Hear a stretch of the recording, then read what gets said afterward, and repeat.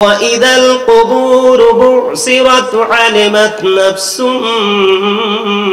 ما قدمت وأخرت জোরে জোরে বলেন আল্লাহু আকবার আর জোরে বলেন আল্লাহু আকবার। আল্লাহ রাব্বুল আলামিন জানিয়ে দিয়েছে বন্ধু, আপনার আমার জীবনে আমরা যা কিছু করব সব কিছু আমরা দেখতে পারবো, জানতে পারবো যেদিন কবরটা ওপেন হয়ে যাবে। কবর ওপেন হবে কি হবে না? বন্ধু সূরা ইনফিতরের শুরুটা দেখেন, আল্লাহ বলেছেন ইদাস সামাউ ফাতারাত ওয়া ইদাল কাওয়াকিবু তাতারাত ওয়া ইদাল বিহারু ফুজ্জিরাত ওয়া ইদাল কুবুরু বুসিরাত আলিমাত নাফসুম মা কদ্দামাত ওয়া আখখারাত। জোরে জোরে বলুন আল্লাহু আকবার। কবর বন্ধু আকাশ যখন ভেঙে যাবে, তারকা গরু বন্ধু বিক্ষিপ্ত হয়ে পড়বে, সমুদ্র উদ্বেলিত হয়ে যাবে, ওই সেদিনই কবরটা বন্ধু ওপেন করা হবে। যেদিন কবর ওপেন হয়ে যাবে গো, প্রত্যেকেই জানতে পারবে কে কি করেছে আর কি করেনি। তার মানে আপনার আমার জীবনে যা কিছু করেছি সব কিছু প্র্যাকটিক্যালি দেখতে পাবো, জানতে পারবো। সেদিন কাউকে বন্ধু দোষ দিতে পারবো না, কারণ দুই কাঁধে দুইটা ফেরেশতা আছে না নাই? কে আমার কাঁদিবি কাঁদি বসিয়া,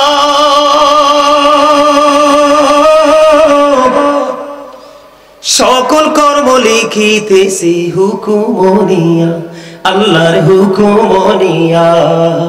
40 কদম হাঁটিয়া আসবেরি সজন, মুনকার নাকির হাজির হইবি রে তখন।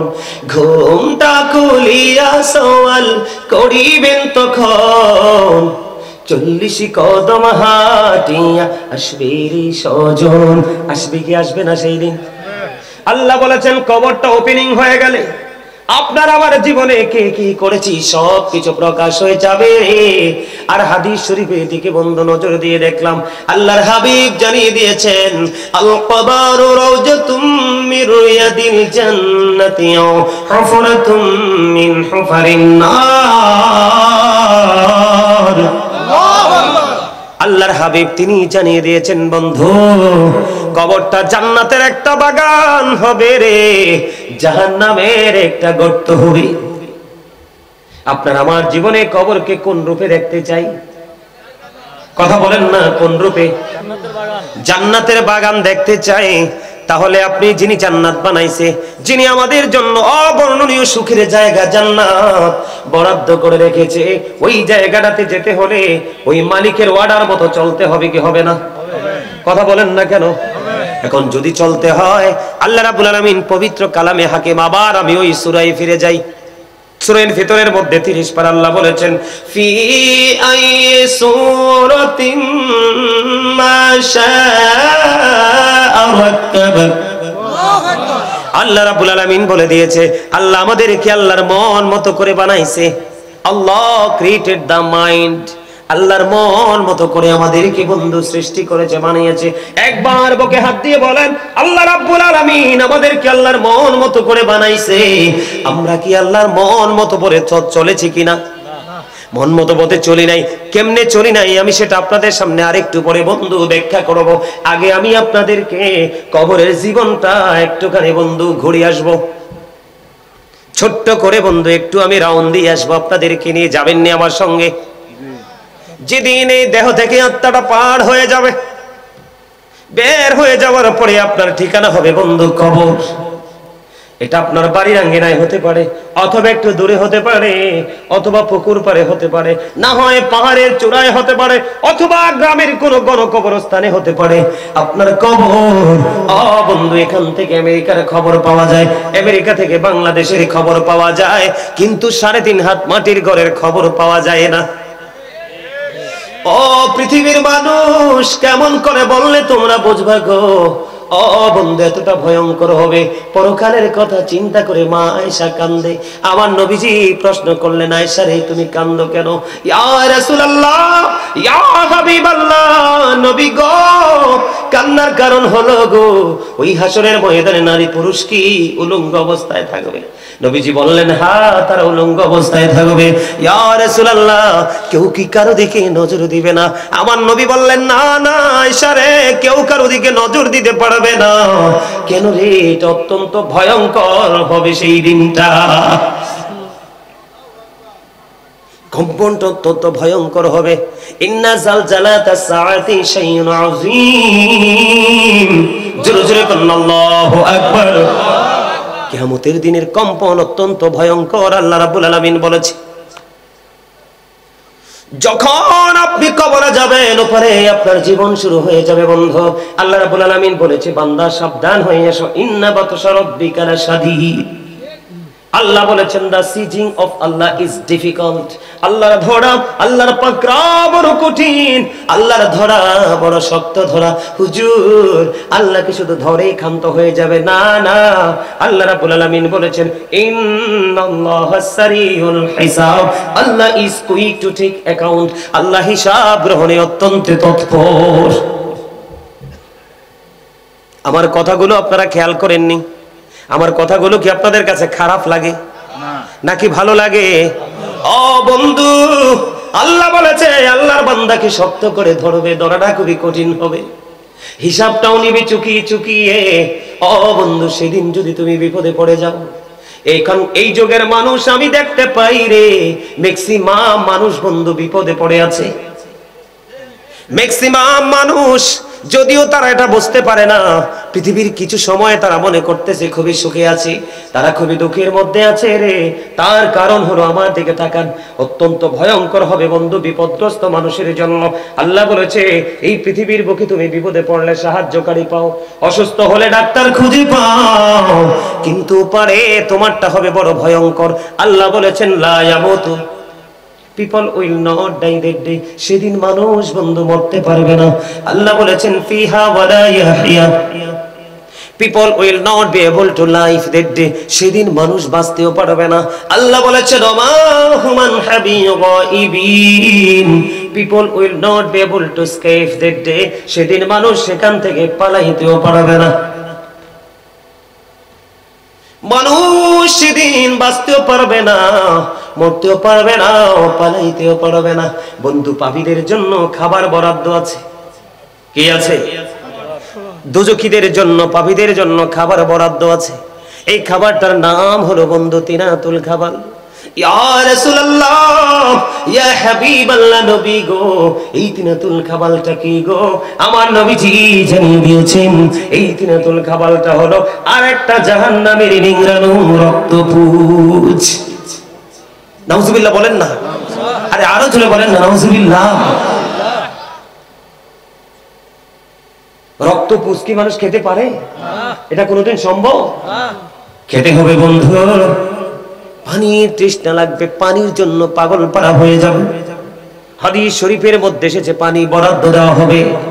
এতটাই গরম, এতটাই উত্তপ্ত, মাথা দিয়ে ডালতে দেরি, পেটের মধ্যে ঢুকতে দেরি করবে না।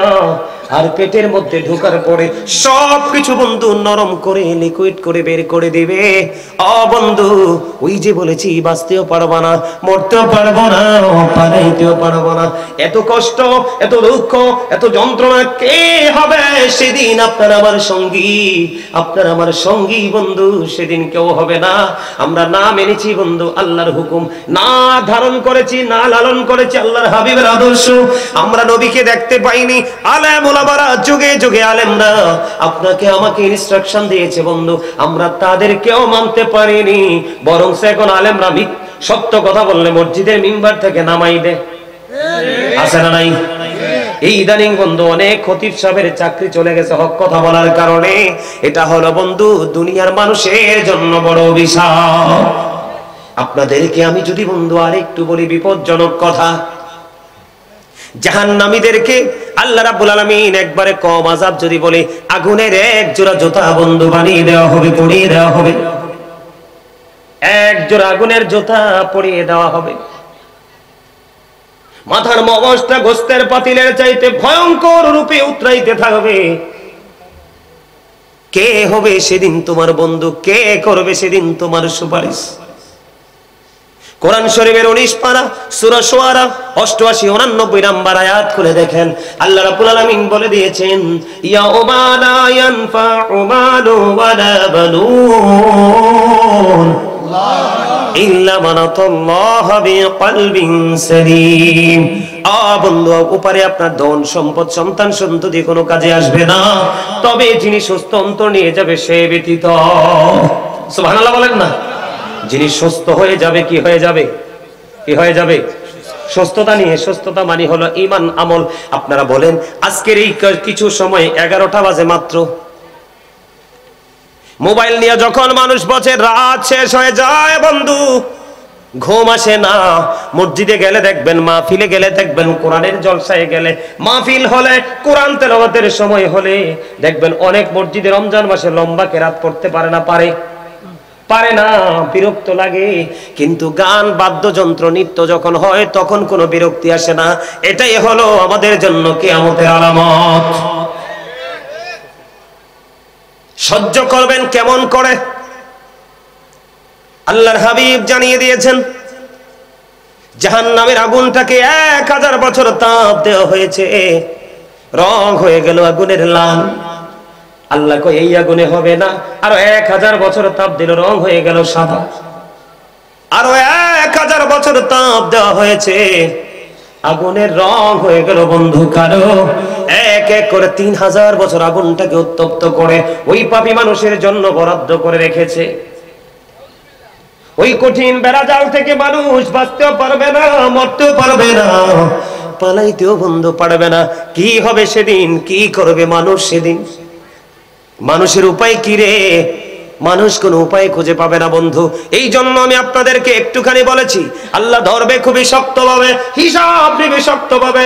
বিপদে যদি পড়ে যাও, বাঁচতেও পারবে না, মরতেও পারবে না, পালাইতেও পারবে না। যদি তুমি নেককার হতে চাও, মুমিন হতে চাও, তাহলে তোমাকে ধারণ করতে হবে রাসূলের আদর্শ। কথা বলেন না কেন? রাসূলের আদর্শ ধারণ করতে হবে কি হবে না? রাসূলের কথা মানলে লাভ না লস? নবীজির কথা সত্য না মিথ্যা? 100% না 50%?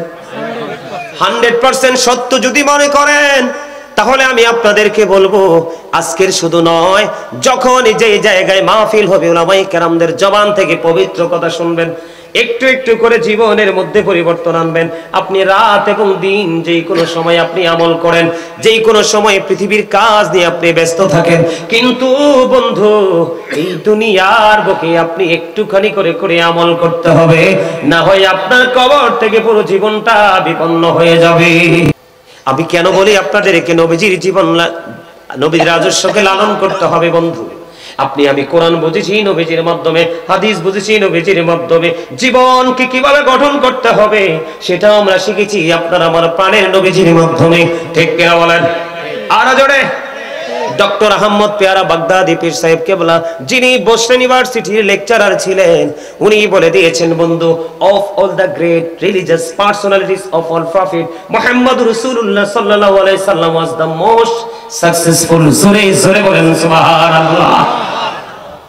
ডক্টর আহমদ পেয়ারা বাগদাদি তিনি বলে দিয়েছেন, পৃথিবীর বুকে যত নবী রাসূল এসেছে, সকল নবী রাসূলের মধ্যে আপনার আমার প্রাণের নবী, ইমামতি থেকে রাজনীতি, রাজনীতি থেকে ইমামতি পর্যন্ত প্রত্যেকটা জায়গায় বন্ধু তিনি সফল ছিলেন।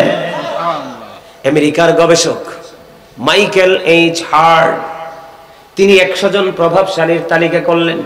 তিনি বলেছেন, the 100 A ranking of the most influential person in the history.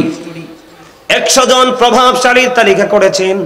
এখানে ইনফ্লুয়েন্সাল দ্বারা আপনার আমার প্রাণের নবীকে শ্রেষ্ঠ সত্যবাদী হিসাবে, সবচেয়ে পাওয়ারফুল হিসাবে তিনি আখ্যায়িত করেছেন। জোরে জোরে বলুন সুবহানাল্লাহ। আজকে যদি আমি আপনাদেরকে বলি, একটু আগে বলেছে, আপনারা শুনেছেন কিনা জানি না, আপনি দেখবেন হিন্দুরা যখন ওদের কোন ধর্মীয় অনুষ্ঠান সাজায়, একটা হিন্দুও করে থাকে না। ওমা কথা কয় না। আপনারা কি অন্য কোন দেশের মানুষটা? বাংলাদেশে হিন্দুরা, আপনাদের এলাকায় হিন্দুরা পূজা করেনি? দেখবেন ছোট বড় মাঝারি বুড়া একটাও ঘরে থাকে না। খ্রিস্টানরা যখন তাদের খ্রিস্ট ধর্ম পালন করে, যথাযথভাবে করে, একমাত্র মুসলমান একটা জাতি তারা তাদের ধর্মীয় সংস্কৃতি থেকে জোরে চলে গেছে। আমার কথা বুঝেন না আপনারা? আমার আগে কে জানি একটা বক্তব্য, ওই যে আমার দাদা ভাই আমার আগে বক্তব্য দিয়েছে, তিনি বলে দিয়েছে একটা মুসলমান কান্ট্রিতে বন্ধু সুপ্রিম কোর্টের একজন আইনজীবীকে হিন্দুরা জবাই করে ফেলে, এটা কি কখনোই বন্ধু মেনে নেওয়া যায়? আরে কথা বলেন, মেনে নেওয়া যায়? কোন মুসলমান মানতে পারে? সুপ্রিম কোর্টের একজন আইনজীবীকে আজকে হিন্দু জবাই করে ফেলেছে বন্ধু। আজকে যদি একটা হিন্দুকে বন্ধু, ওই যে চিন্ময় চন্দ্র দাস, ওকে পুলিশ শুধু গ্রেফতার করেছে, কালকে ওরা হুমকি দিয়েছে 3 কোটি হিন্দু নাকি মাঠে নেমে যাবে। এত পাওয়ার, এত ক্ষমতা দাদা আসে কোত্থেকে? আজকে আসার কারণ হলো এই চিন্ময় কুমার দাস কয়েকদিন আগে ঢাকায় একটা বক্তব্য দিয়েছে, আপনারা শোনেন কিনা জানেন কিনা জানি না। আমরা মুসলমানরা কিভাবে বন্ধু পিছিয়ে যাচ্ছি একটু খেয়াল করেন। ওই চিন্ময় কুমার দাস তিনি কয়েকদিন আগে ঢাকা সোহরাওয়ার্দী উদ্যানে একটা বক্তব্য দিয়েছে। সে বলেছে আজকে থেকে আমার হিন্দু মা বোনেরা একটা যুদ্ধ করবে, সেই যুদ্ধটা হলো সন্তান জন্মের যুদ্ধ। আর আপনার আমার প্রাণের নবী বলেছে যেই বংশের মহিলারা বেশি বেশি করে সন্তান জন্ম দেয়, বেশি সন্তান প্রসব করে, তোমরা ওই বংশের মেয়েদেরকে বউ বানাইয়া ঘরে আনো। আর এখনকার ছেলেমেয়েরা এমন অবস্থা হয়েছে, নবীর আদর্শ থেকে দূরে চলে যাওয়ার কারণে, ইসলাম থেকে দূরে চলে যাওয়ার কারণে একটার দুইটার বেশি বাচ্চা নেয় না। কথা কন না কেন? ঠিক না বেঠিক? কাকে লালন করে কাকে ধারণ করেছেন আপনি?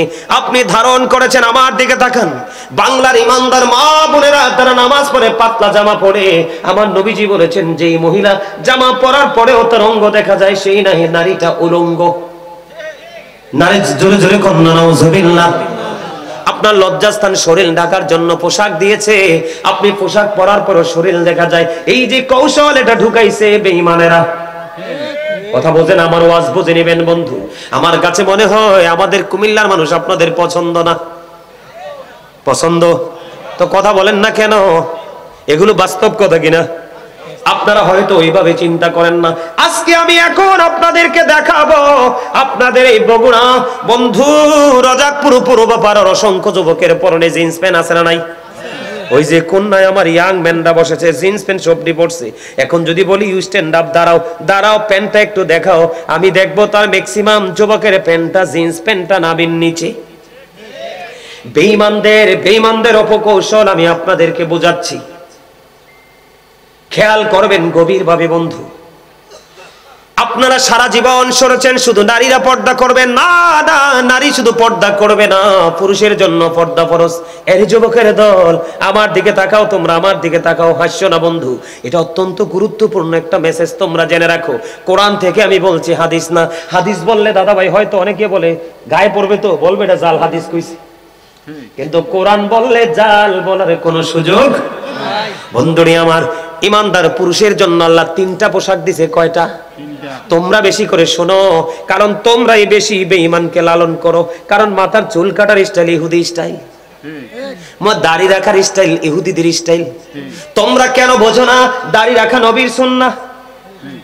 আর তুমি এমন ভাবে দাড়ি রাখছো, নেইমার মেসির মতো দুষ্ট লোক দাড়ি রেখেছে, তুমি তার স্টাইলে দাড়ি রাখলা, কোনোদিন কোন ইমাম সাহেবকে প্রশ্ন করলা না। তুমি কেন বুঝো না? তুমি যে জিন্স প্যান্টটা পরেছো, আল্লাহ বলেছেন লিবাসুত তাকওয়া যালিকা খায়র। 3টা পোশাক দিয়েছেন আল্লাহ। একটা হলো লজ্জাস্থান ঢাকার পোশাক, আরেকটা হলো বন্ধু সাজের পোশাক, আরেকটার মধ্যে বন্ধু আরেকটা হলো তাকওয়ার পোশাক। আল্লাহর কাছে সবচেয়ে প্রিয় হলো তাকওয়ার পোশাক। বলে হুজুর তাকওয়ার পোশাকটা কোনটা? আপনি লুঙ্গি পরেন, প্যান্ট পরেন, পায়জামা পরেন, ট্রাউজার পরেন, যেটাই পরেন, আমার দিকে তাকান, উপর দিয়ে থাকবে নাভি বরাবর অথবা নাভির উপরে, আর নিচের দিক দিয়ে থাকবে টাকনুর উপরে। এরে বগুড়ার যুবক, রজাকপুরের যুবক রে, কত অন্যায় তোমরা করছো। বুখারী শরীফের মধ্যে এসেছে হাদিস খানা, যেই পুরুষ ইচ্ছে করে করে অহংকার করে করে ঝুলি ঝুলি টাকনুর নিচে পোশাক পরবে, বিজ্ঞান বলে তার যৌবনের দিক দিয়ে ছেলেরা দুর্বল হয়ে পড়বে, তাদের যৌবন যথাযথ কাজ করবে না। এটা সায়েন্টিফিক গবেষকদের কথা। আর কোরআন এবং হাদিস বলে, বুখারী শরীফের মধ্যে এসেছে, এই জিন্স প্যান্ট যারা ইচ্ছে করে যেই কোনো পোশাক ইচ্ছে করে টাকনুর নিচে ঝুলি ঝুলি পড়বে, তার ঠিকানা হবে জাহান্নাম। কেন হবে জাহান্নাম? এই দিক দিয়ে উপরের দিকে নাভি বরাবর আর নিচের দিক দিয়ে থাকবে টাকনোর উপরে। এই কন্ডিশনে পোশাক পরা এটা ফরজ। আজকে তুমি এই পোশাক, আগে কিন্তু দাদা ভাই আপনারা দেখছেন নি, আপনারাও তো ইয়াং ছিলেন, এই পোশাক কি ছিল?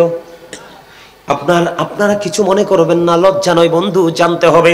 আমার কাছে অবাক লাগে, একটা যুবকের বাড়িতে মা আছে, বোন আছে, চাচি আছে, দাদি আছে, আছে না নাই?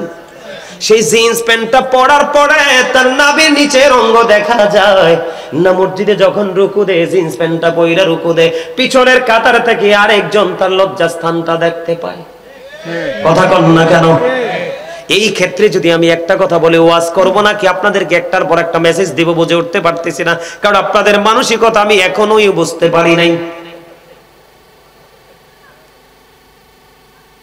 এবার আবু বকর সিদ্দিক প্রশ্ন করলো, ইয়া রাসূলুল্লাহ, আমার যখন পোশাকটা আমি যখন পরি, মাঝে মাঝে পোশাকটা টাকনুর নিচে চলে আসে, চলে আসার পরে আমি আবার এটাকে উঠাই ফেলি, ইয়া রাসূলুল্লাহ, আমি কি সাজার অন্তর্ভুক্ত হব? এবার আমার নবী বললেন, না না, যিনি এটা অন্যায় হচ্ছে বুঝতে পারার পরে আর অন্যায় করে না, তার জন্য কোনো সাজা বরাদ্দ হয় না। এটার প্রমাণ হলো বন্ধু, আল্লাহ বলেছেন, আল্লাযীনা আমানু, যারা ঈমান এনেছে, ওয়া কানু ইয়াত্তাকুন, এবং তাকওয়া অবলম্বন করেছে, লাহুমুল বুশরা, তাদের জন্য সুসংবাদ, ফিল হায়াতিদ দুনিয়া, দুনিয়ার জীবনে, ও ফিল আখিরাহ, এবং পরকালের জীবনে। এ বগুড়ার আমার বাপ, আমার বোনেরা, আপনাদের কি বলছি গো, আপনার ছেলে যখন বড় হয় সে কি করে আপনাকে নজর রাখতে হবে। বাবা গো, ছেলেটা বড় হয়ে গেছে, মেয়েটা বড় হয়ে গেছে, কি করে আপনাকে একটু নজর রাখতে হবে। ছেলেদেরটা থাকার কথা উপরে, এটা চলে গেছে নিচে, মেয়েদেরটা থাকার কথা নিচে, এটা উঠে গেছে উপরে। এটা হলো বেঈমান কাফেরদের একটা অপকৌশল। জোরে জোরে বলেন না নাউজুবিল্লাহ। আজকে থেকেই প্যান্ট এইভাবে পরবেন নি, লুঙ্গি পরবেন নি, এটা টোটালি নিষেধ, শরীয়ত সম্মত নয় বন্ধু। এবার আসেন, আমরা ব্রাশ করি এখন, টুথব্রাশ, ঠিক কিনা বলেন? আপনি কি জানেন এই ব্রাশের খবর? আল্লাহর হাবিব আমাদেরকে বলেছে মেসওয়াক করতে, আমরা করি ব্রাশ। হুজুর, এই ব্রাশটা আবিষ্কার হলো কোত্থেকে? বাংলার আনাচে কানাচে আগের যুগের মানুষ, এখন অনেক আলেম দেখা যায়, অনেক মানুষ দেখা যায়, যাই থাক বা না থাক মেসওয়াকটা কোটে থাকে, আছে না নাই? কিন্তু বন্ধুরি আমার, মেসওয়াক ইউজ করা নবীর সুন্নাত। নবীজি বলে দিয়েছে, নবীজি বলেছে আমার উম্মতের জন্য কষ্ট হবে, যদি কষ্ট না হইতো রে আমি বলতাম প্রত্যেক নামাজের আগে যেন সে মেসওয়াক করে, কারণ সুস্থ থাকার জন্য মেসওয়াকেরও গুরুত্বপূর্ণ ভূমিকা আছে। কিন্তু আপনারা আমার জীবনে দেখা যায় বন্ধু, আমরা ব্রাশ নিয়ে পড়ে আছি। এটা বেঈমান কাফেরদের একটা অপকৌশল। এই ব্রাশ আবিষ্কার করেছে সর্বপ্রথম বেঈমান কাফেররা বন্ধু। এবার আসেন আমার দিকে, আগে আমাদের এই যে আজকে আমার কাছে খুব ভাল লাগছে একটা শব্দ শুনে বন্ধু, বড় ভাল লাগছে, যে রোজাকপুর পূর্বপাড়া ফোরকানিয়া মাদ্রাসা ময়দান। এখন দেখবেন ফোরকানিয়া মাদ্রাসা শব্দটা সহজে মিলে না, পাওয়া যায় না। এখন ফোরকানিয়া মাদ্রাসার জায়গা দখল করে নিয়েছে বন্ধু কিন্ডারগার্টেন। মুসলমানের বাচ্চারা জীবন ভর তারা কি করবে? সকালে উঠে কোরআন তেলাওয়াত করবে। এখন ইংলিশ ম্যান বানানোর জন্য আপনার বাচ্চাকে আপনি ফোরকানিয়া মাদ্রাসার দরজা চিরতরে তালা দিয়ে কিন্ডারগার্টেনে ঢুকিয়ে দিলেন, কোরআনকে সকালবেলা থেকে দূরে সরিয়ে দিলেন। এটাও বেঈমানদের একটা অপকৌশল। বন্ধু, চক্রান্ত করতে করতে করতে করতে করতে করতে একদিন দেখবেন ওই বেঈমানেরা এত কঠিন চক্রান্ত বন্ধু করবে, যেই চক্রান্তের শিকার আপনি আমিও হতে পারি। আপনি মনে করেন না যে আজকে চট্টগ্রাম সুপ্রিম কোর্টের একজন আইনজীবীকে হত্যা করেছে, তারা অন্যজনকে যে হত্যা করবে না বন্ধু, এটা আপনি কোনোদিন মনে করবেন না। আমি উক্তি থেকে বন্ধু কথা বলি না, যুক্তি দিয়ে কথা বলি না, আমি কোরআন হাদিসের উক্তি থেকে কথা বলি।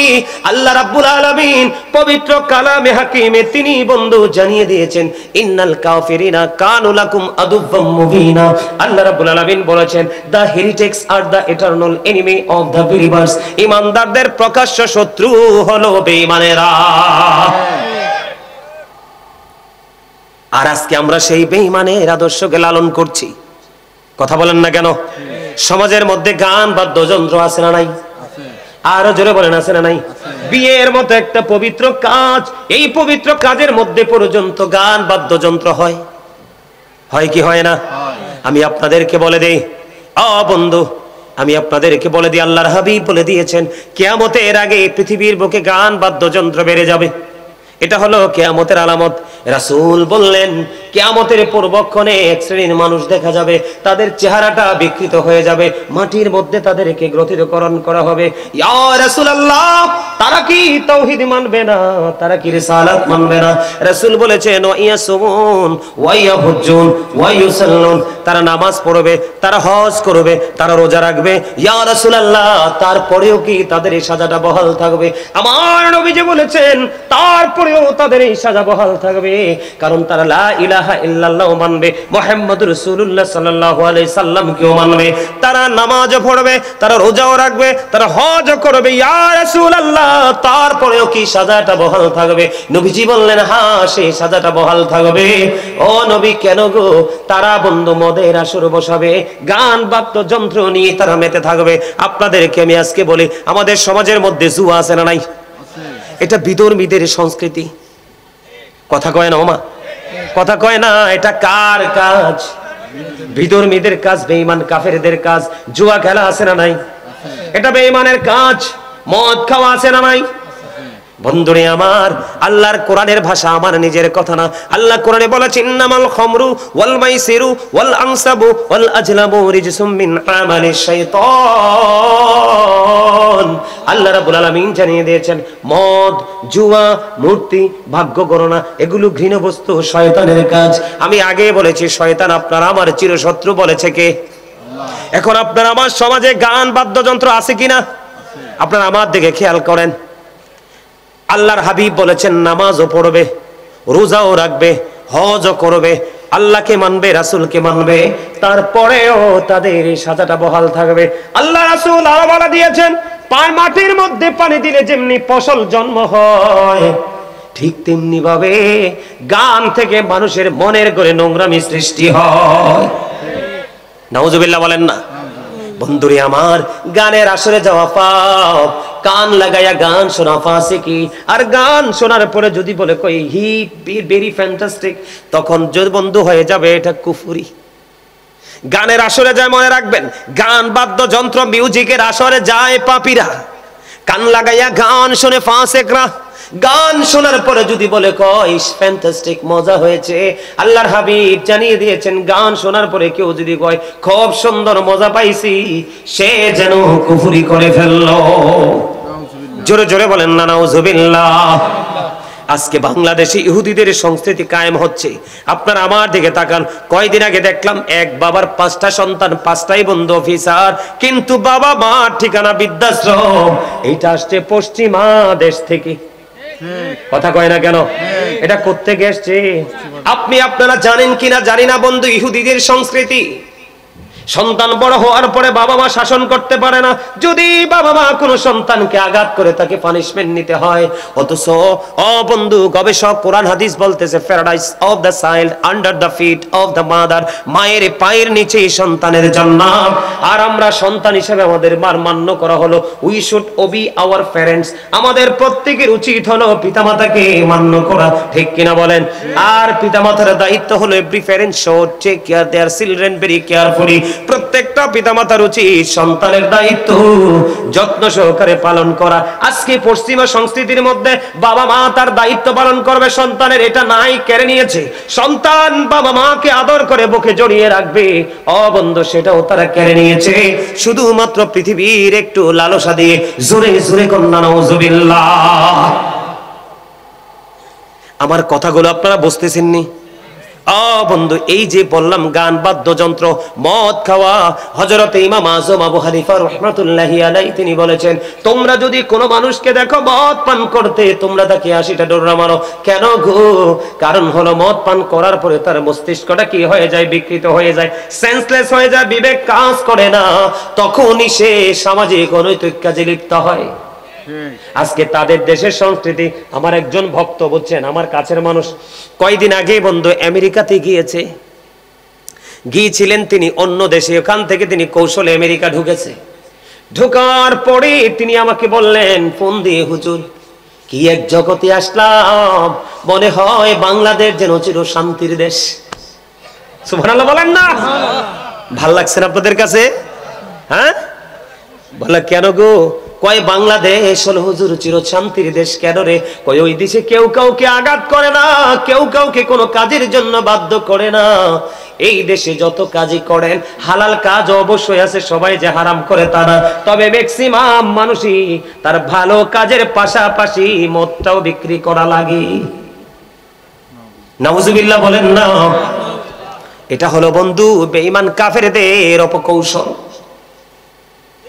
আজকে বন্ধু আমার দিকে তাকান, মদ খাওয়া থেকে, জুয়া খেলা থেকে, এরপরে দেখেন আমাদের দেশের ছেলেরা যে মাথার চুল কাটে, এটা পুরোটাই বন্ধু শরীয়ত বিরোধী, ইসলাম বিরোধী। নাউজুবিল্লাহ বলবেন না? আজকে তারা চতুর্দিক দিয়ে আমাদেরকে গ্রাস করে আসছে বন্ধু। করতে করতে করতে করতে আজকে শুনতে পাইলাম চট্টগ্রামে আমাদের একজন লয়ার, একজন ব্যারিস্টার, তাকে বন্ধু তারা হত্যা করে ফেলেছে। আপনি দেখেন মুসলিম কান্ট্রিতে থেকে কত বড় দূরদর্শিতা তাদের, কত বড় পাওয়ার। এই জন্য বলেছি বন্ধু, আপনি ইসলামের রঙে রঙিন হন, এই শক্তি হলো বড় শক্তি, কারণ ইসলাম হলো আল্লাহর মনোনীত ধর্ম। আল্লাহ বলেছেন ইন্নাদ-দীনা ইনদাল্লাহিল ইসলাম। Islam is not only a religion but also complete code of life. পরিপূর্ণ এবং পূর্ণাঙ্গ জীবন ব্যবস্থা ইসলামের মধ্যে। এটার মধ্যে যদি সঠিকভাবে আসতে পারে তাহলে কেউ কখনোই আপনার আমার ক্ষতি করতে পারবে না। কথা বলেন না? ঠিক না ঠিক? মানুষ কোন দিক দিয়ে সুস্থ আছে? আছে সুস্থ? কোন দিক দিয়ে সুস্থ নাই। আপনার আমার দেশে সুদ চলে কি চলে না? আপনাদের এই বগুড়াতে সুদ চলে কি চলে না? তো সুদ খাওয়ার পরে আপনি নিজেকে মুসলমান দাবি করতে পারেননি, আল্লাহর বান্দা দাবি করতে পারেন? সুদ কি হারাম না হালাল? এই কথা কইলে তো মসজিদের মিম্বর থেকে নামাই দিব, কব হুজুর এই জুমাটা আমি ফরাই ফেলবো, আপনি চলে যান। ঠিক না ঠিক? আছে না? এই সুদ, সুদ আপনাদের বগুড়ায় আসেনি? আছে। এটা তো হচ্ছে বেঈমান কাফেরদের কাছে একটা পান্তা ভাতের মতো, শরবতের মতো। তাদের দেশে এটা বাধ্যতামূলক, তাদের দেশে আপনার বাধ্যতামূলক। এই বাংলার জমিনে আপনার টাকা আপনি চাইলে যে কোনো ভাবে আপনি ইনভেস্ট করতে পারেন, কিন্তু ওই দেশে চাইলেও ইনভেস্ট করা যায় না। তারা পুরো রাষ্ট্র, পুরো জাতিকে এমন ভাবে কন্ট্রোলিং এ নিয়ে এসেছে বন্ধু। আমি কোন দিক দিয়ে আপনাদের সাথে আলোচনা করব? আমরা ইসলামের বিপক্ষে যেগুলো আছে সবগুলো ধারণ করেছি, আর ইসলামের পক্ষে যা আছে সবকিছু আমরা বয়কট করেছি। কথা কন না কেন? সমাজের মধ্যে এই যে একটু আগে বললেন বাবা মার কথা, আমিও বললাম, আমার ভাইয়েরাও বলল, বাবা মার কথা বলছে কি বলছে না? ওইটা কিন্তু ওখান থেকে এখানে আসছে, হুট করে কিন্তু এটা সংস্কৃতিটা চালু হয় নাই বন্ধু। এই জন্য আমি আপনাদেরকে বলি, আমরা একটা একটা করে সবগুলো অন্যায়ের দিকে আমরা ধাবিত হয়ে গেছি। আপনাদের এই বগুড়ার মধ্যে মানুষের জায়গা দখল করেনি, কথা কয় না? করে কি করেনি? চুরি করেনি, ডাকাতি করেনি, পুকুরে মাছ মারেনি, সুদ খায়নি। বাংলাদেশের কোনো জায়গা বাকি নাই। আপনি ভালো কথা যিনি বলবে, ভালো কাজ যিনি করবে, উনার ডাকে কেউ সাড়া দিবে না। যত অন্যায়, যত অপরাধ, যত ইসলাম বিরোধী কাজ, ওইগুলোর সাথে মানুষের সম্পৃক্ততা। আমি আপনাদেরকে ছোট্ট করে বলি বন্ধু, হাদিস শরীফের মধ্যে এসেছে, বন্ধু আল্লাহর হাবিব জানিয়ে দিয়েছেন, আপনি যদি 10টি টাকা দিয়ে একটি জামা বানান, 10 টাকা দিয়ে একটি জামা বানান, এর মধ্যে 9 টাকা বন্ধু হালাল, আর একটি মাত্র টাকা আপনার হারাম, সুদের হোক, ঘুষের হোক। এই একটি টাকা যদি আপনি 9 টাকার সাথে যুক্ত করে জামা কিনা যদি আপনি নামাজ পড়েন, কিয়ামত পর্যন্ত নামাজ কবুল হবে না। হারামটা এত বড় নষ্ট জিনিস, আর ওইটা ওই দেশের মানুষের জন্য বৈধ হয়ে গেছে। এর মধ্যে আমাদের বাংলাদেশের আনাজকানা চলিগলি সবচেয়ে বেশি বিকট রূপ ধারণ করেছে সুদের ব্যবসা। কেউ ডাইরেক্টলি, কেউ ইনডাইরেক্টলি, কেউ প্রত্যক্ষ, কেউ পরোক্ষ, কোনো না কোনো কৌশল অবলম্বন করে বন্ধু সুদ খায়।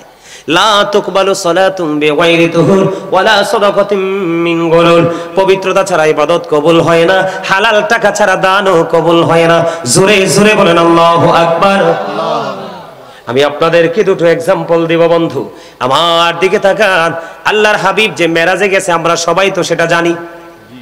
আল্লাহর হাবিব যখন মেরাজে গেলেন, মেরাজ যাওয়ার পরে তিনি যখন জাহান্নামের দিকে নজর দিলেন, জাহান্নামের দিকে নজর দিয়ে চাইয়া দেখলেন এক একটা মানুষের পেট এক একটা ঘরের মতো বড় বড়। জিব্রাইলকে প্রশ্ন করলেন, ভাই জিব্রাইল, এই যে ঘরের মতো বড় বড় পেট হলো মানুষগুলো এরা কারা? এবার জিব্রাইল উত্তর দিয়ে দিলেন, ইয়া রাসূলুল্লাহ, এগুলো হলো পৃথিবীর সুদখোর। জোরে জোরে কন্যা নাউজুবিল্লাহ। আপনার আমার প্রাণের নবী ডাক দিয়ে বললেন, এদের পেটের মধ্যে শুধু সাপ আর বিচ্ছু দেখা যায়। আমাদের কাছে কিন্তু এগুলো করতে ভালো লাগে। সামুর ইবনে জুনদুব রাদিয়াল্লাহু তাআলা আনহু থেকে হাদিস কানা বর্ণিত, হাদিস কানে এসেছে বন্ধু বুখারী শরীফের মধ্যে। আল্লাহর হাবিব সাহাবায়ে কেরামদেরকে ডেকে ডেকে বললেন, তোমাদের মধ্যে এমন কি কেউ আছো রে স্বপ্ন দেখেছো? সাহাবায়ে কেরাম বললেন, ইয়া রাসূলুল্লাহ, আমাদের মধ্যে স্বপ্ন দেখেছে এমন লোক এই দুনিয়া এখন নাই। আমার নবীজি বলেছেন, আমি বরকতময় স্বপ্ন দেখেছি, তোমাদেরকে একটু বলবো কি? সাহাবায়ে কেরাম বললেন, ইয়া রাসূলুল্লাহ, আমাকে বলুন। নবীজি অনেক ঘটনা বিস্তারিতভাবে বললেন, এর মধ্যে একটা ঘটনা আমি আপনাদেরকে বলি। আল্লাহর হাবিব দুজন ফেরেশতার সফর সঙ্গী হয়ে যখন ভ্রমণে বের হলো, তিনি চাইয়া দেখলেন একটা নদী দেখা যায়, রক্তের নদী। এই রক্তের সাঁতার কেটে কেটে কুলে আসতে চায়, পারে আসতে চায়। ও বন্ধু, পারে যখন আসতে চায়, এবার আমার নবীজি বলতেছেন, হাদিস শরীফের মধ্যে এসেছে, পারে লোকটা আসতে চায় আর পার থেকে একজন লোক খালি পাথর নিক্ষেপ করে, সে হাজার চেষ্টা করেও বন্ধু পারের দিকে আসতে পারে না। এবার আমার নবীজি সফর শেষ হলো, ফিরে আসবে, এবার প্রশ্ন করলেন, নবীজি প্রশ্ন করলেন, ফিরে যাব, চলে যাব, কোনো দুঃখ নেই, কিন্তু এতগুলো দৃশ্য দেখেছি, তার মধ্যে একটা হলো এইটা, এটা কি রে? এবার ফেরেশতারা জানিয়ে দিলেন, ইয়া রাসূলুল্লাহ, নবী গো, এরা হলো পৃথিবীর সুদখোর। নাউজুবিল্লাহ বলেন না। রক্তের নদীর মধ্যে বন্ধু সাঁতার কাটতেছে, চেষ্টা করতেছে, কুলে আসতে পারে না। আমি যদি আপনাদেরকে বলি বন্ধু, এই সুদের জায়গাটা শেষ করে দিলাম, ছোট্ট ছোট্ট করে বলছি, আপনার আমার মধ্যে দেখা যায় এখন মিথ্যাবাদী আছে না নাই? আরো জোরে বলেন না। এই হাদিস শরীফের মধ্যে এসেছে, আল্লাহর হাবিব সফরে গেলেন, সফরে যাওয়ার সময় তিনি আরেকটা দৃশ্য তিনি দেখতে পাইলেন। একটা লোক বন্ধু এই গদির মধ্যে চিত হয়ে হেলান দিয়েছে। আমার নবীজি দেখতে পাইলেন এই লোকটার এই মাথাটা এই দিক দিয়ে লোহার চিরুনিয়া আস্তা দিয়ে বন্ধু চামড়াটা তুলে ফেলা হচ্ছে, টেনে টেনে চামড়াটা তুলে ফেলা হচ্ছে। একদিক দিয়ে চামড়াটা তুলতেছে, আরেক দিক দিয়ে জোড়া লাগতেছে, একদিক দিয়ে তুলতেছে, আরেক দিক দিয়ে বন্ধু জোড়া লাগতেছে। এমনি করে করে করে করে বন্ধু যখন চলতেছে, আবার নবী সফর সঙ্গীদেরকে প্রশ্ন করলেন, এরা কারা? এরা কারা গো? এই লোকটা কে? আমার নবীজি সঙ্গে সঙ্গে জানিয়ে দিলেন, এই লোকটা হলো পৃথিবীর মিথ্যাবাদী। জোরে জোরে কন্যা নাউজুবিল্লাহ। আপনারা মনে রাখবেন, মিথ্যা হলো সকল অপরাধের মূল। যার কাছে মিথ্যা কথা খুঁজে পাবেন, তার কাছে বড় বড় অপরাধও খুঁজে পাবেন, কারণ মিথ্যা হলো সকল পাপের প্রসূতি। জোরে জোরে নাউজুবিল্লাহ। বলে হুজুর মিথ্যা বলে কেমনে? এখন দেখবেন মানুষ মোবাইলের মাধ্যমে, সোশ্যাল মিডিয়ার মাধ্যমে বন্ধু সংবাদ পাঠক পাঠিকারা আছে, এলাকার মধ্যে চা দোকান আছে, বাড়ির মধ্যে কিছু মহিলা আছে, মিথ্যা বলে বলে মানুষের মধ্যে বিভ্রান্তি সৃষ্টি করে, আছে না নাই? ওই মিথ্যাবাদীর জন্য তো ভয়ঙ্কর সাজা হবে রে। ও বন্ধু, চামড়াটা একদিক দিয়ে তোলা হবে, আরেক দিক দিয়ে জোড়া লাগবে, একদিক দিয়ে তোলা হবে, আরেক দিক দিয়ে জোড়া লাগবে, এমনি করে করে বন্ধু তার সাজাটা কন্টিনিউ চলতে থাকবে। জোরে জোরে বলেন না নাউজুবিল্লাহ। ওই হাদিসের আরেকটা পার্ট যেটা নবীজি ফার্স্ট টাইমে দেখেছে, আমার নবীজি যাওয়ার সময় দেখতে পাইলেন একজন লোককে পাথর দিয়ে পাথর মারা হচ্ছে। যখন পাথর মারা হচ্ছে, তার মাথাটা ভেঙে চূর্ণ বিচূর্ণ হয়ে যাচ্ছে। ওই যিনি পাথর মারতেছে তিনি পাথরগুলো কুড়াই আনতে যায়, টোকাই আনতে যায়, আনতে আনতে আবার চাইয়া দেখে পুরো মাথাটা আবার জোড়া লেগে যায়, ইনটেক হয়ে যায়। এইভাবে চলতে চলতে চলতে চলতে আমার নবীজি দৃশ্যটা যখন দেখতে পাইলেন, দৃশ্যটা যখন আমার আপনার প্রাণের নবী দেখতে পাইলেন, দৃশ্যটা দেখার পরে এবার ওই ফেরেশতাদেরকে প্রশ্ন করলেন, এরা কারা রে? পাথর মারে রে, মাথাটা ভেঙে যায়। পাথরগুলো আবার কুড়াই আনতে আনতে তার মাথাটা পুরো ইনটেক হয়ে যায়। কে রে, কেনই বা তার এই অবস্থা হচ্ছে? এই সাজাটা তার কেন বহাল রইল? এবার ওই ফেরেশতারা ডেকে ডেকে বলে, নবী নবী গো, এই মানুষটার অপরাধ হলো সে রাতের বেলা তার যে ফরজ নামাজ সেটা না পড়ে সে ঘুমাই যাইত এবং কোরআন তেলাওয়াত শিখেছিল।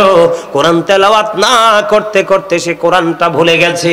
জোরে জোরে বলেন নাউজুবিল্লাহ। এই অপরাধ আমাদের মধ্যে আছে না নাই? এই জন্য আমি প্রায় আজ বলি, বন্ধু, মুরব্বীদের অন্তর আল্লাহ রাসূলের প্রেম ভালোবাসায় ভরা, আর এই বর্তমান প্রজন্মের ম্যাক্সিমাম যুবক যুবতী তাদের অন্তর হিংসা, নোংরামি আর আত্মগরিমায় ভরা। ওমা, কথা কি ব্যাঠিক বলছি আমি? হ্যাঁ, আগের যুগের মুরব্বীদের কাছে গেলে যেই সফট আচরণ, আমলের ক্ষেত্রে বলেন, কথার ক্ষেত্রে বলেন, আপ্যায়নের ক্ষেত্রে, সব ক্ষেত্রে এখনো মুরব্বীরা যে সফট,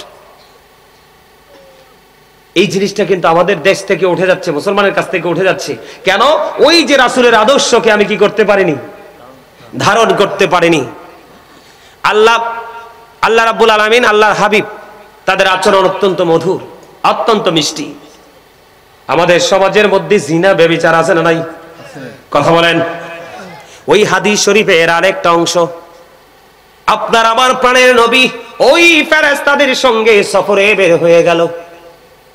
সফরে যখন বের হয়ে গেল, সফরে বের হয়ে যাওয়ার পরে নবীজি ওই হাদিস শরীফের আরেকটা অংশ, বন্ধু, নবীজি দেখতে পাইলেন আগুনের একটা চুলা দেখা যায়। আগুনের এই চুলাটার মধ্যে, বন্ধু, উলঙ্গ নারী পুরুষ দেখা যায়। আমার নবীজি বললেন, এই উলঙ্গ নারী পুরুষগুলো এরা কারা রে? এবার আমার নবীকে ফেরেশতারা জানিয়ে দিলেন, ইয়া রাসূলুল্লাহ, ইয়া হাবিবাল্লাহ, নবী নবী গো, এই যে উলঙ্গ নারী পুরুষগুলো এরা হলো পৃথিবীর জিনা এবং ব্যভিচারের কারণে ওয়ালা। জোরে জোরে বলেন নাউজুবিল্লাহ। অপরাধগুলো আমাদের মধ্যে আছে না নাই? আপনাদের বগুড়া এই বন্ধু রজাকপুর পূর্বপাড়ার ছেলেরা বাবা মাকে কষ্ট দেয়নি? দেয়। বিয়ের আগে না পড়ে? বিয়ের আগেও দেয়, পরেও দেয়, দেয়নি? এই যে আমার ভাই কইছে, বিয়ের পরে বেশি দেয়, বিয়ের আগে কম দেয়। এটাই বাস্তবতা। বিশেষ করে দেখবেন শহরের যে ছেলেরা, শহরের মেয়েরা দুজন মিলে বন্ধু একত্রিত হয়ে মা বাবাকে বৃদ্ধাশ্রমে পাঠায়। বন্ধু, আমি আপনাদেরকে একটা গুরুত্বপূর্ণ মেসেজ দিব। বুখারী এবং মুসলিম শরীফের মধ্যে এসেছে বন্ধু এই হাদিস খানা। হাদিসটা বন্ধু অনেক লম্বা, এর মধ্যে একটা অংশ আমি আপনাদেরকে শোনাই। আল্লাহর একজন প্রিয় বান্দা ছিলেন হযরতে জুরিস। গভীর মন দিয়ে শুনেন। আমি আগেই বলেছি, ছোট্ট ছোট্ট করে আপনাদেরকে আমি একটা একটা করে এক্সাম্পল দিব বন্ধু। আপনার এখানকার মানুষ কি গভীর রাইত হলেও আর শোনে না? না, আমারই মনে হয় পছন্দ করছে না। হ্যাঁ, করছে তো। এরকম রাইত হইলে তোরা আমার এসার পরে মাইক দিলেন না কেন? গজল কইতাম।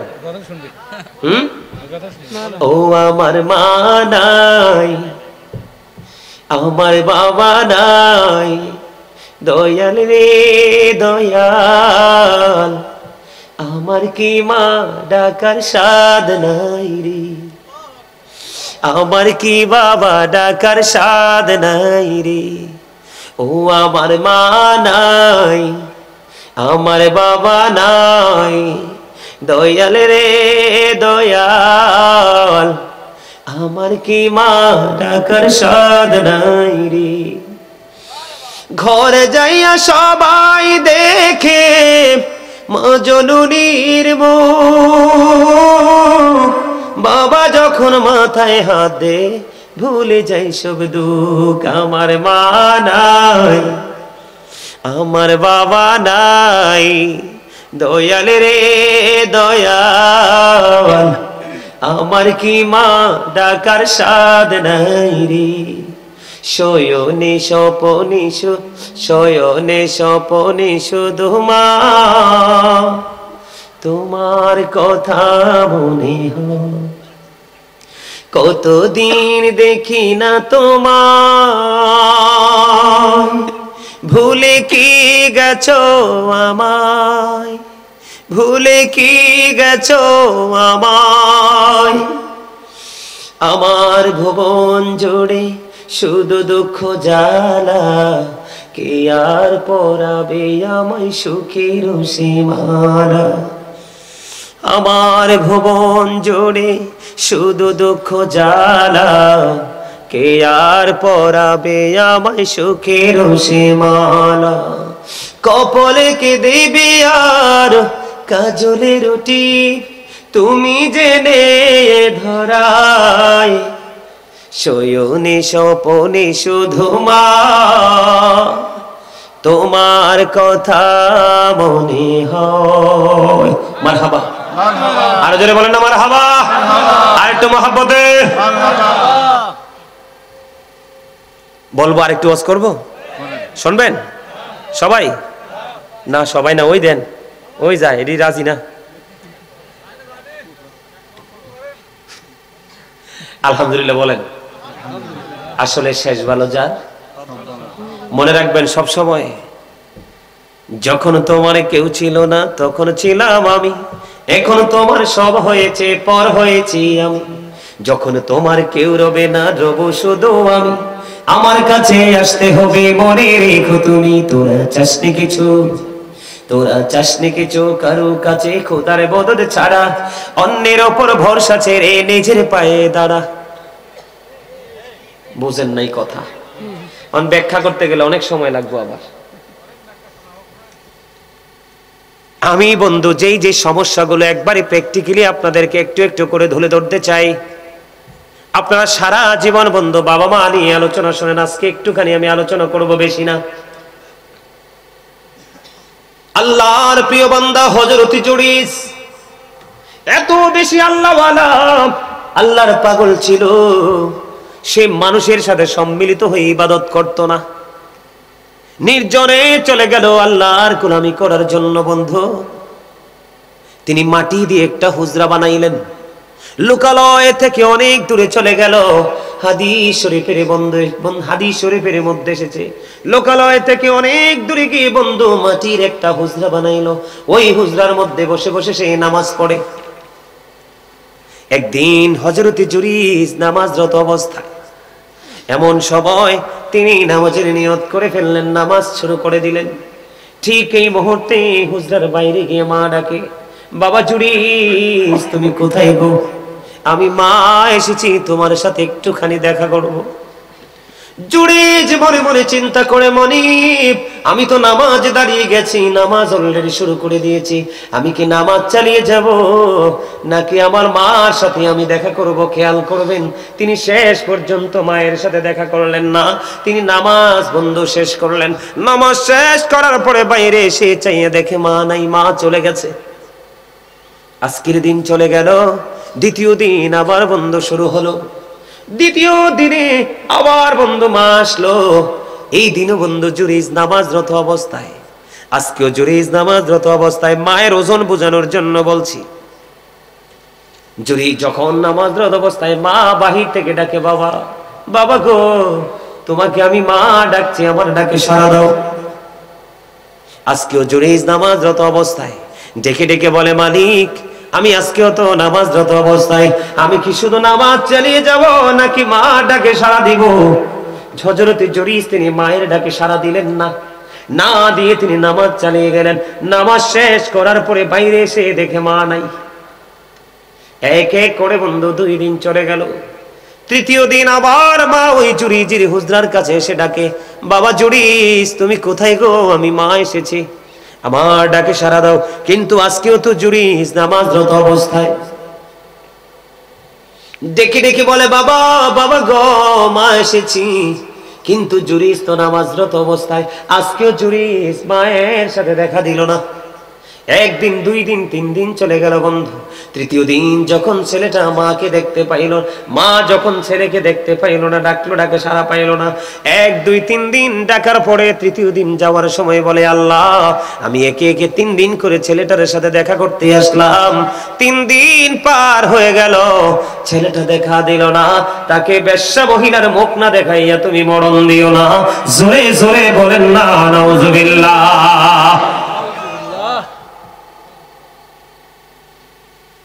ছেলে তো মাকে গালি দেয় নাই, মাকে কোনো কষ্ট দেয়নি, ছেলে তো নামাজরত অবস্থায়, কিন্তু মা তো বরদোয়া দিয়ে দিল, অভিশাপ দিয়ে দিল বন্ধু। পাশেই ছিল এক বেশ্যা মহিলা, গর্ভবতী। এটা হাদিস শরীফ থেকে প্রমাণ, বুখারী এবং মুসলিম শরীফের মধ্যে এসেছে। যখন তিনি দেখলেন ওই বেশ্যা মহিলা পাশেই বন্ধু, তার গর্ভে সন্তান আছে, তখন এই মানুষ তাকে প্রশ্ন করতে শুরু করলো, বেশ্যা মহিলা, কি তোমার এই পেটের সন্তান তুমি কোত্থেকে নিয়ে এসেছো?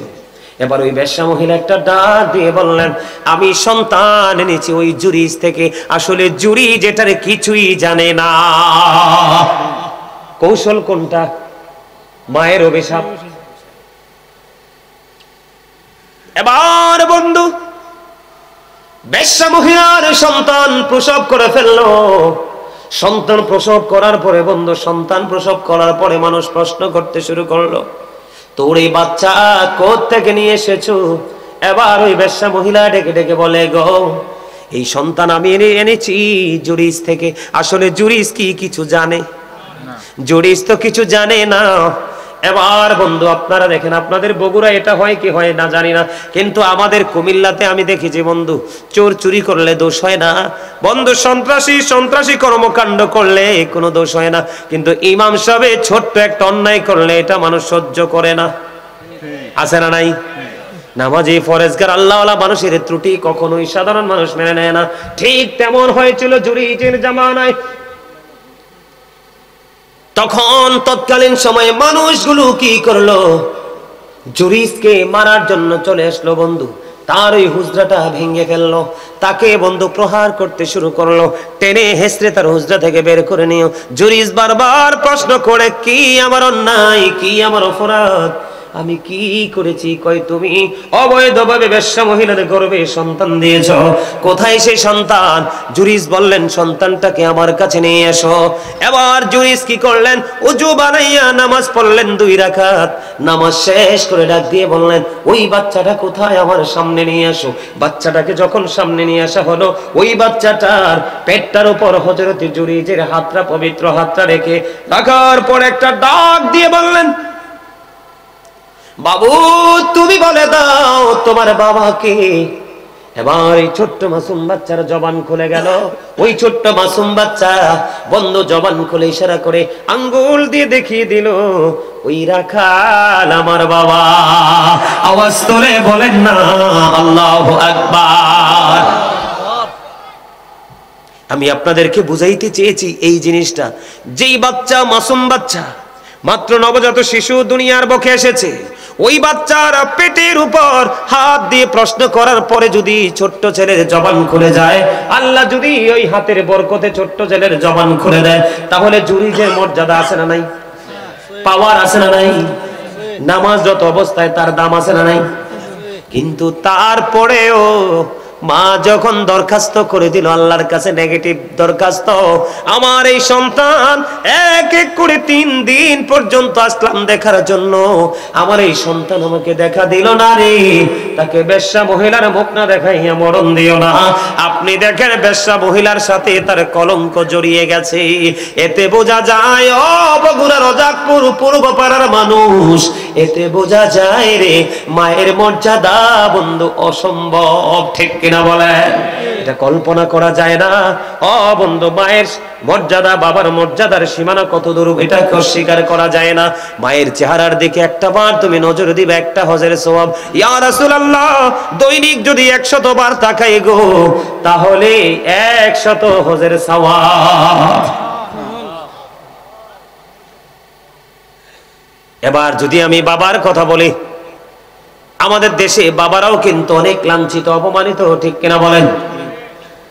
একজন ব্যক্তি এসে নবীকে প্রশ্ন করলেন, ইয়া রাসূলুল্লাহ, আমার বাবা আমার সম্পদ নিজের মতো করে খরচ করতে চায়।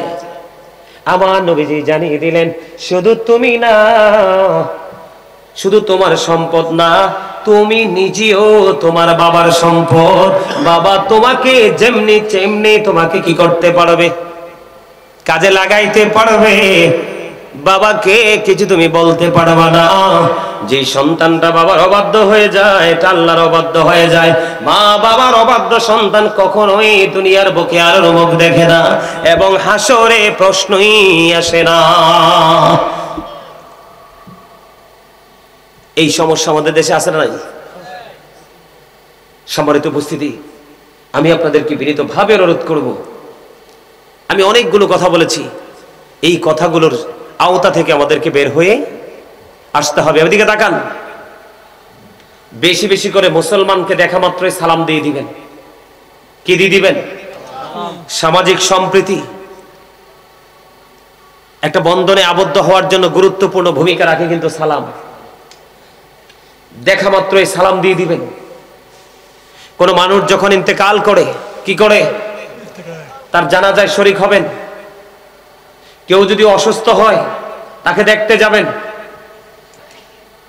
এখন তো আমাদের এমন অবস্থা হয়েছে, সুস্থ থাকলে দেখেন, আর অসুস্থ তো দূরের কথা। আল্লাহ রাসূল বলেছে, আমাদেরকে দেখান, একজন মানুষকে দেখতে গেলে, আপনি রোগীকে দেখতে গেলেন, যতক্ষণ না পর্যন্ত আপনি আপনার গন্তব্যে ফিরে আসবেন, ততক্ষণ পর্যন্ত আল্লাহ রাসূল বলে দিয়েছেন, তোমরা রোগী দেখতে তো যাওনি, তোমরা যেন জান্নাতের ফল কুড়াইতে গেছো। আরে সুবহানাল্লাহ বলেন না? কি করেছো? তোমরা রোগী দেখতে যাওনি, তোমরা মূলত গেছো রোগী দেখতে। কোরআন হাদিসের ভাষায়, আল্লাহ রাসূলের ভাষায় সেটা হলো, তোমরা রোগী দেখতে তো যাওনি, তোমরা জান্নাতি ফল কুড়িয়েছো, ঝুরি ভরেছো। আরো মজার খবর আছে, আমাদের দেশে অনেক আত্মীয় স্বজন আছে না? আপনাদের বগুড়ার আত্মীয় আছে না? ঢাকা আছে না? এরকম বগুড়া থেকে ঢাকা যাইতে অনেক সময় লাগে। যেমন আমি তো বড়ি আপনাদেরকে, বগুড়া থেকে ঢাকা গেলেন, রুগী একজন অসুস্থ, রাত্রে আর ফিরে আসা সম্ভব না। আপনি তাকে, রুগীটাকে দেখে আপনি আস্তে আস্তে সকাল হয়ে যাবে। আল্লাহর হাবিব বলে দিয়েছেন, বিকাল বেলা যেই ব্যক্তি গেল, সকাল বেলা ফিরে আসলো, আল্লাহর হাবিব জানিয়ে দিয়েছে, ওই রোগী দেখতে যিনি গেল, তার জন্য 70,000 ফেরেশতা আল্লাহর কাছে মাগফিরাত কামনা করতে থাকে। আবার কেউ যখন সকাল বেলা যাবে রে, বিকেল বেলা ফিরে আসবে, আল্লাহর হাবিব জানিয়ে দিয়েছেন, শিফট আকারে ফেরেশতারা সকালে গেলে বিকালে, বিকালে গেলে সকালে, শিফট আকারে ফেরেশতারাও ওই ব্যক্তির জন্য বন্ধু মাগফিরাত কামনা করতে থাকে। এই আদর্শ আমাদের আছে।